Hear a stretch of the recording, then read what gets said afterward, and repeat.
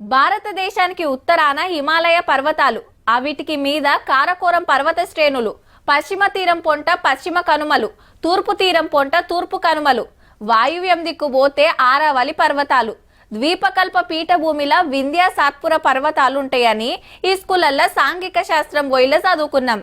దేని గొప్పతనం దాందే. ఉన్నట్నట్లనే ఉంచితే ఏంలే, ఏమైతుందని టచ్ చేస్తే ఏమైనా జరగొచ్చట. మరి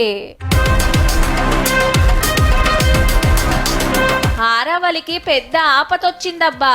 గుట్టలల్లో మైనింగ్ చేయబోతున్నారు. మళ్ళా అంటే బాంబులు పెట్టి గుట్టలు వేలుస్తారు, మిషన్లతోటి మట్టి తవ్వుతారు. ఇక లోపటున్న రాగి జింక సొంటి ఖనిజాలు బయటికి తీస్తారట. 100 ఫీట్ల ఎత్తున్న కొండలల్లో మైనింగ్ చేస్తానికి సెంటరోళ్ళు ఫుల్ పర్మిషన్ ఇస్తే సుప్రీంకోర్టు సుతా సరే అన్నది.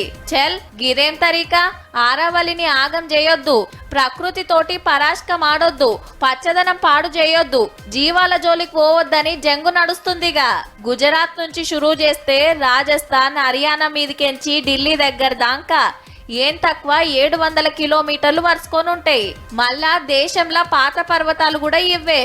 వాతావరణం కింద మీద కాకుండా కాపాడేది ఆరావళి కొండలే. మరి అడవిని పోతం పెడతారు, చెర్లు మింగేస్తారు, జీవరాశికి ఆపతొచ్చుడే కాదు, తారి ఏడారి ఇంకింత పెద్దగా అయ్యి ఉష్కె తుఫాన్లు వచ్చే డేంజర్ ఉందట. గందుకే గుట్టలను పవేటోళ్ళకి ఎట్లిస్తారని లోకల్ పబ్లిక్ కు ప్రకృతి మీద పాయరం ఉన్నోళ్ళు లడాయి ఎత్తుకుంటే కాంగ్రెస్ పార్టీ ప్రతిపక్షాలు హిమ్మతిచ్చినాయి. భారతదేశాన్ని పొల్యూషన్ కి విండ్ నుంచి ప్రొటెక్ట్ చేసి మన భారతదేశాన్ని గ్రీన్ గా ఉంచుతుంది. కానీ ఇవాళ ప్రైవేట్ వాళ్ళు అది చేయడం చాలా బాధాకరమైన విషయం.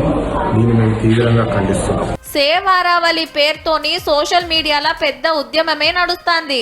ఎంత నష్టమైతుందో ఏఐ ఫోటోలు వీడియోలతోటి ఎరక చేస్తున్నారు.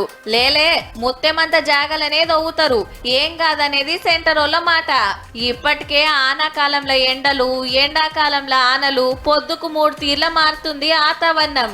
ఇప్పుడు ఈ గుట్టల పని కూడా పట్టినరా అంటే ఇంకెంత ఆగమో పో.